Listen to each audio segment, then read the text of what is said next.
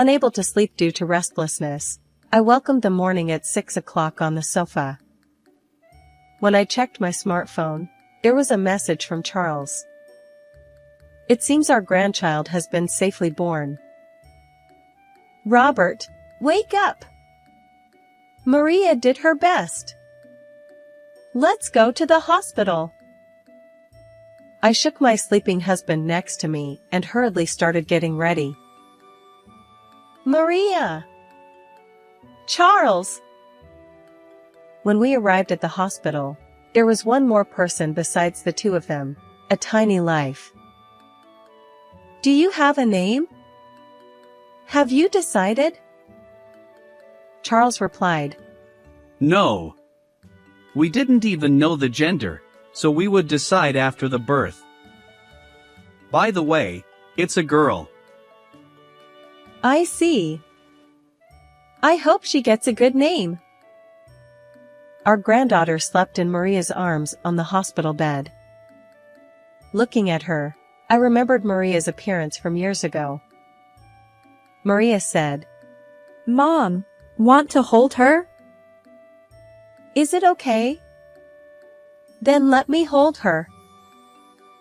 Her sleeping face, weight, and scent were all identical. The adorable innocence naturally softened my expression. Look, it's Grandma and Grandpa. Just as I was about to entrust the little life to Robert, something happened. He was drenched in sweat, trembling violently. Wait, what's wrong? Robert stammered. Don't let that baby near me! What was going on? I looked at Maria and Charles, but both of them had wide-open eyes. It was clear that I hadn't misheard. Maria asked, Dad, what are you saying?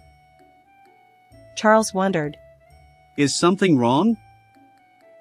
Robert said, No, it's different. I feel a burning heat.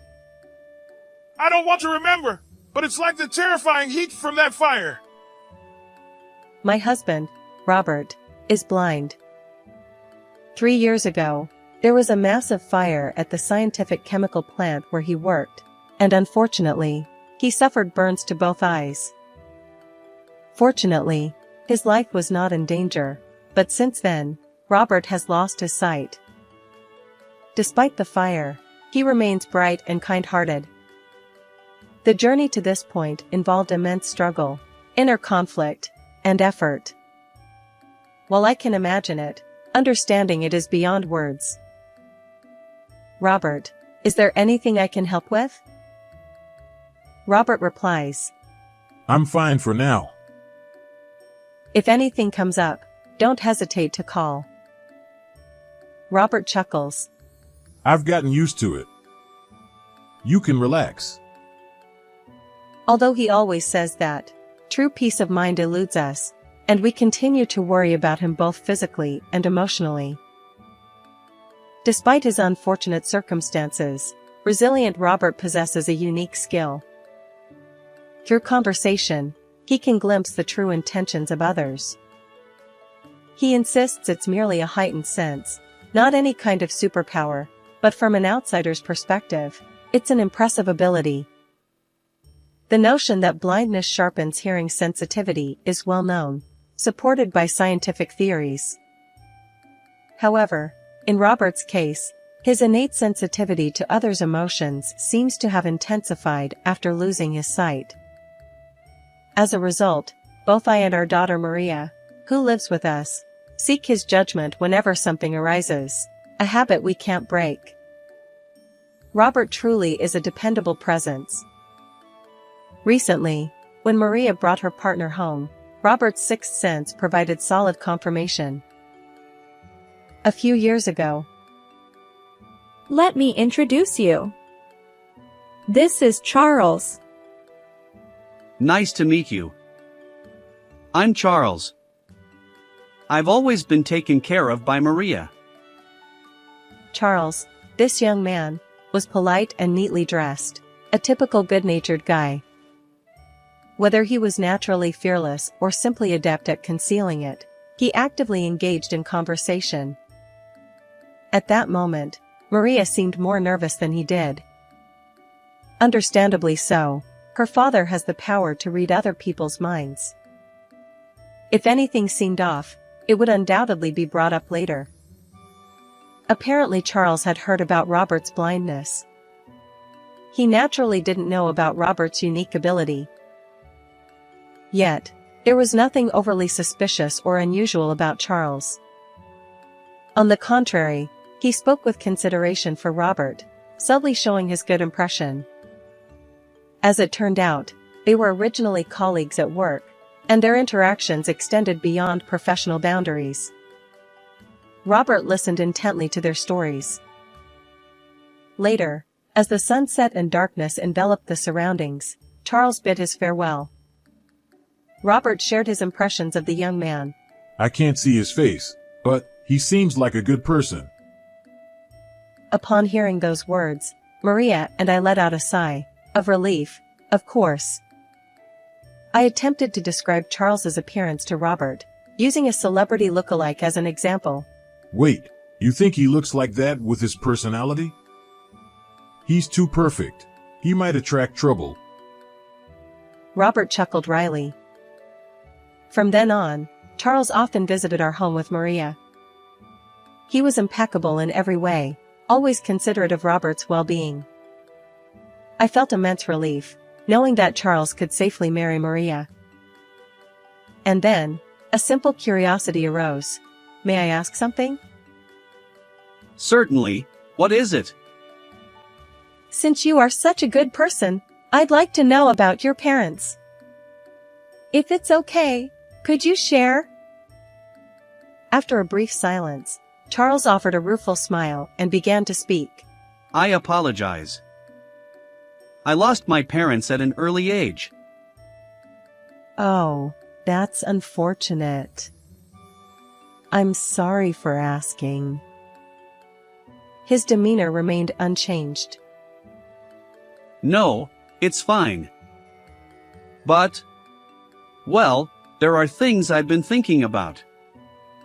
Since I couldn't properly fulfill my filial duties, if there's an opportunity, I'd like to do it on behalf of them. I believe it would bring them joy, and it would ease my own burden. His confession felt like an unspoken plea, a flood of emotions impossible to gauge. So, in a way, I see yourselves in my parents. This time, I want to live without regrets. As I finished listening to his words, I noticed Robert standing there, silently nodding. He had been listening to Charles's voice all along. Time passed, and the two of them were happily united. The wedding went smoothly, and afterward, Charles moved into our home. Even after marriage, he continued to care for us, especially my husband's well-being. However, there was one concern. Our house had a south-facing garden elevated by one level from the road. Occasionally, trash would be scattered there. Last week it happened 3 times, and this week twice. We considered whether crows or other birds might be responsible, but the frequency seemed too coincidental. Still, even if someone intentionally did it, the harm wasn't significant enough to make a fuss, so I kept it to myself. The season transitioned from early summer. Maria and Charles shared the joyful news of her pregnancy. Truly a cause for celebration. On the other hand, while accommodating Charles alone was manageable, the prospect of another addition made us consider moving. Given my husband's visual impairment, a barrier-free property seemed like a good idea. One night, as we discussed these matters, a rustling sound interrupted us. Who's there? Robert asked. It wasn't a gentle sound like the wind, it was rough, as if something had passed by. An uneasy feeling settled in. I couldn't rely on my husband at times like this. I mustered courage, grabbed the curtain, and pulled it open. Oh my! Hey, what's wrong? Robert inquired, and in the darkness, we saw a crow's lifeless body amid the lush greenery. That moment, I became certain the litter in our garden wasn't from birds but from a person with clear ill intent. After contacting the local government to handle the remains, I explained the situation and our suspicions to the three of them. Why didn't you say anything earlier? Robert asked. Until now, it truly seemed like wind-blown trash. The garbage bins aren't far, and I assumed it was bird-related. I replied. Maria suggested calmly, considering our options. Charles agreed, adding that raising the fence might help but wouldn't address the root issue. Robert proposed installing security cameras, and after much discussion, we decided to do just that. About a week after installing the cameras, Maria, now pregnant, discovered trash in the garden once again. Checking the footage, we were surprised to find the culprit identified so easily. The security camera showed a woman with long blonde hair casually tossing a garbage bag with her right hand. Not only her appearance, but her face was clearly captured. Maria whispered, I feel like I've seen this person before. Despite thinking hard, she couldn't recall, so we waited for Charles to return. That night, when Charles came home, we promptly showed him the footage. His revelation left us astounded. This person. It's Ms. Brown, my junior. Apparently, she had been pursuing him persistently. Initially, he gently declined, but as things escalated, he revealed Maria's existence and firmly rejected her advances. Given this context, her recent actions weren't hard to imagine. That's why I recognized her. But will the police take action? You know how stalkers can be stubborn. I wondered. Robert reassured us. We have solid evidence. It should be fine. Let's start by explaining. The police took the situation seriously, contrary to my expectations. Thanks to their intervention, a woman named Brown received a stern warning from the police. She was also required to sign an agreement at her workplace, promising not to approach Maria and Charles. Ultimately, she was transferred to another state. It appears that her motive for such actions was indeed harassment. However, there was one unexpected twist. Her ill intent was directed not at Charles but at Maria, the woman who took Charles away from her. It was a case of misdirected anger, to say the least. Nevertheless, our home returned to peace once again. Time flew by. Maria's belly grew larger, and she was admitted to the hospital for childbirth. As I prepared for her hospitalization, gathered postpartum necessities, and ran around attending to various tasks, memories from the past resurfaced. When I gave birth to Maria, it was a difficult labor, and I went through quite an ordeal. Although it happened over 20 years ago, every detail remained vivid in my memory. Now, being in the position of an observer, I felt deep emotions. Maria went into labor one night. Consequently, Robert and I stayed home while Charles accompanied her. I'm looking forward to it, Robert said. His words seemed to blend genuine anticipation with a touch of sadness. Understandably so, he wouldn't be able to see his first grandchild's face. As I pondered how to respond, Robert seemed to read my thoughts and quietly continued. Throughout my life, I've never deeply regretted losing my sight, but this time, it stings a little. I wish I could have seen my grandchild's face. In your place. I'll see it plenty. Didn't I promise to be your eyes, Robert? Even if I say that, it won't change anything, and you are having trouble answering. Clearly, he saw through even the smallest details. With this strange ability, I still can't see my grandchild's face. Hey, would you join me for a drink? Certainly. Of course. My abilities are limited, but if sharing a drink can ease his burden, I'll extend my hand. Restless and unable to sleep, I welcomed the morning at 6 o'clock on the sofa. When I checked my smartphone, there was a message from Charles. It seemed our grandchild had been born safely. Robert, wake up! Maria did her best. Let's go to the hospital. I shook my sleeping husband next to me and hurriedly started getting ready. It was a weekday morning, and the hospital seemed quieter than usual. The sparse foot traffic included patients in pajamas heading toward the shop. Amidst this scene, I noticed a shadow that emitted an indescribable sense of suspicion.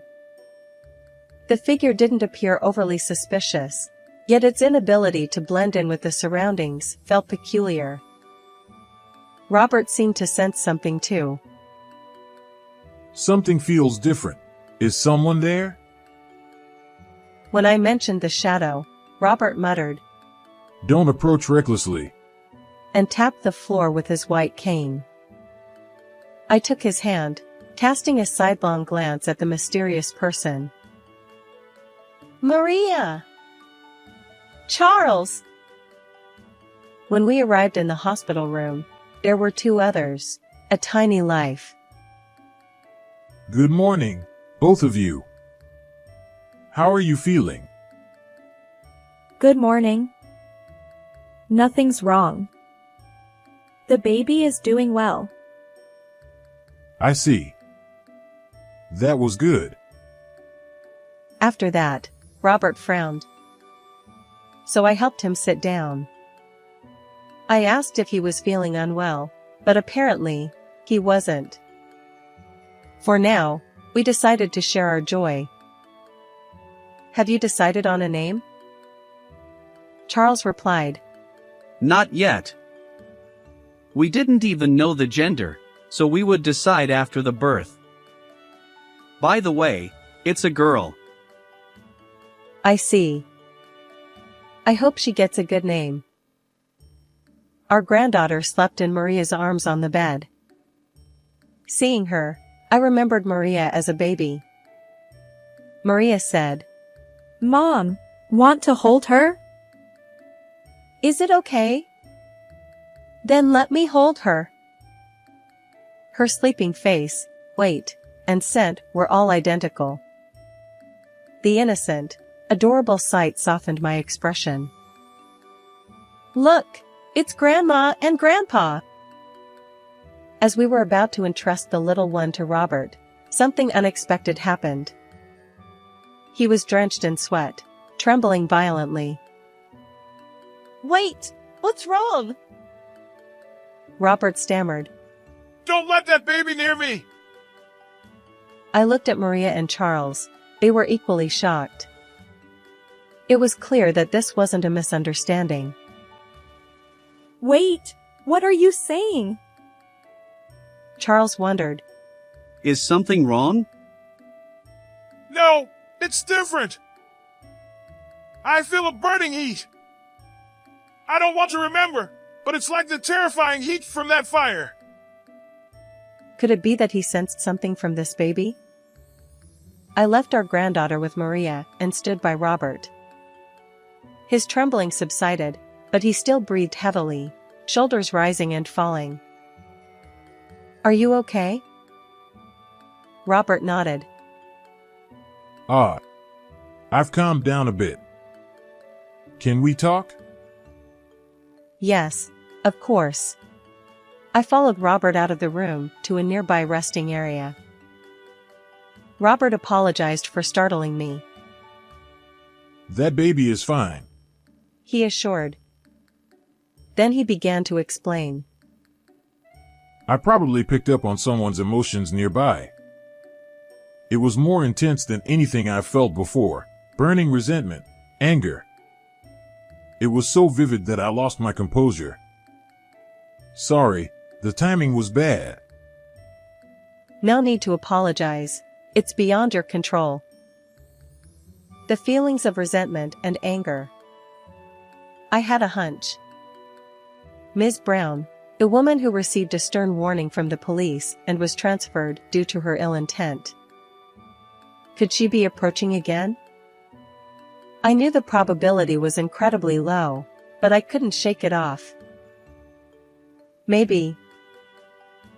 I started to say, but Robert interrupted. Yeah, it's not impossible. Besides, you mentioned a suspicious person in the lobby earlier. She might still be nearby. Can you search? Understood. I enlisted Charles for the search. Walking around with my husband and Maria wasn't practical. But I didn't want to search alone. So, I asked Charles to accompany me, because he knew Ms. Brown's face well. However, despite thoroughly searching most of the areas accessible to the public, we failed to locate her. We returned to the hospital room, hoping it was just an unfounded concern. Charles reassured us that the hospital was safer, with more people around, and he would stay with Maria. You both should go home and rest, he said. That makes sense. Well then, take care of Maria, I replied. Understood. Oh, and if anything happens, please call, Charles added. Robert and I suppressed our anxiety and headed home. Although I didn't tell Robert, I wished I could have seen our granddaughter's face more clearly. I wondered whether she'd resemble Maria or Charles. What name would they choose for her? Tonight, once again, I'd likely have a restless night. Several hours later, in the evening, Robert uttered unsettling words once more. It's happening again. I feel it, a burning heat. What is this? Apparently, it wasn't a typical hospital-related illness. So, perhaps his mysterious ability was picking up even stronger emotions. The issue lay in those stronger emotions. Currently, there was only one possibility, and it was dangerously concerning. I pondered my next steps carefully. While part of me wanted to call the police immediately, I lacked concrete evidence. Personally verifying the situation could be futile or even life-threatening. Suddenly, I remembered the security cameras. Right. Checking those might provide some evidence. Excitedly, I reviewed the footage, but unfortunately, nothing appeared. Just as I felt stuck, a single ray of light seemed to descend from above. My smartphone vibrated, a message from Charles. Are you okay? Reluctantly, I decided to seek his help. I explained everything truthfully, and he replied succinctly. Understood. I'm on my way. I felt powerless. It was frustrating to be unable to act during such critical moments, even though I knew I wasn't at fault. After about 30 minutes, Charles returned. According to Robert, the sensation of heat was gradually intensifying. If we took his words at face value, it meant that a malevolent force was closing in. We promptly began searching the area around the house with Charles, and I grabbed a mop for self-defense. The sun had fully set, and while not pitch black, it was quite dim, a perfect backdrop for fear. Suddenly, a noise, both Charles and I heard it. It came from the back of the house, unmistakably accompanied by a human presence. I'll check the back. Please contact the police just in case, Charles said. I followed his advice, returned inside, and reported to the police. Suspect apprehended. Repeat, suspect apprehended. The police confirmed. Unbelievable. Someone had indeed been lurking. The glimpse of her profile left no doubt. It was undoubtedly Ms. Brown, the woman. She was quietly escorted by multiple officers and placed into a police car. According to the police, she had been carrying a firelighter and a lighter. The implications were clear, the worst-case scenario. As soon as I realized we were safe, my legs gave way, and I couldn't stand. Are you okay? Charles asked. Yes, I'm fine. My legs just went weak once I felt safe. Charles's courageous actions were commendable, but without Robert's mysterious ability, what might have happened? Speaking of Robert, he had completely calmed down and returned to his usual cheerful self. I have mixed feelings. Anyway, I'm relieved nothing happened. Am I really more extraordinary than I thought? Charles replied. Not just more than you thought. You're practically in the realm of superpowers. Oh. If only I were a bit younger, maybe I could have been of more help to people.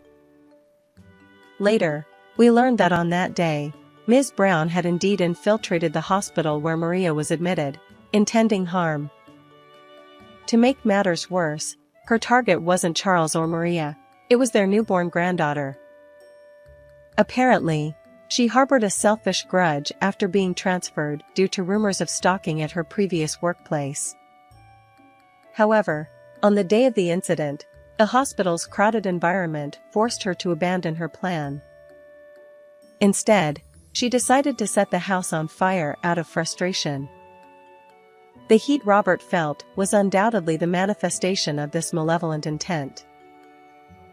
After being taken into custody by the police, she awaited appropriate punishment in detention. Just when we thought true peace had returned, something unexpected happened.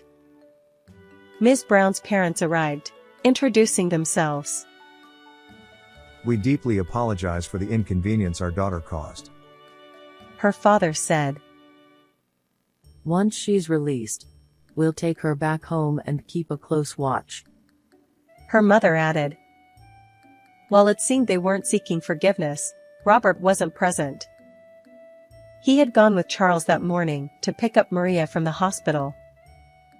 Their sincerity was evident, but ultimately, we couldn't discern their true intentions. Naturally, I didn't invite them inside and politely saw them off at the doorstep. Later, a chilling question arose: why did they know our home's location? Realizing this, I decided to expedite the relocation plans I had been considering. With Maria safely discharged and our family expanded, I candidly explained the situation. We need to move soon, I told Robert. He took the initiative, joining Charles and me to explore various locations, reading the energies around us. Fortunately, we found a suitable home that satisfied everyone. It dawned on me, I hadn't fully believed in Robert's abilities until now. This incident made me wonder if he possessed true superpowers. The new house is a comfortable barrier-free property. Robert, and even our new family member, Karen, will find it accommodating.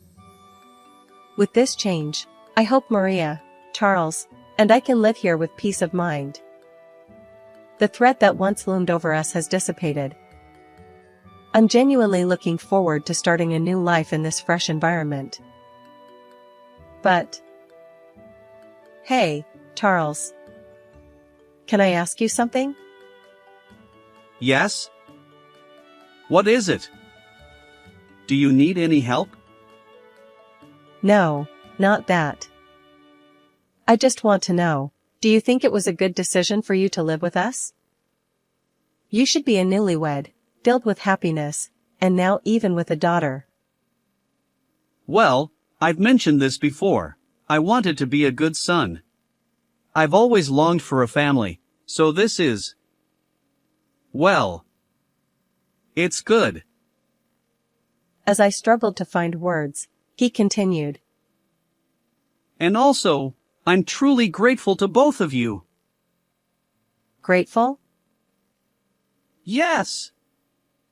If Robert hadn't been here, who knows what might have happened? And you believed in that, which is why everything ended without any incidents. If one of you were missing, I can't imagine the outcome. So, filial piety and repaying kindness, having this opportunity, Thank you.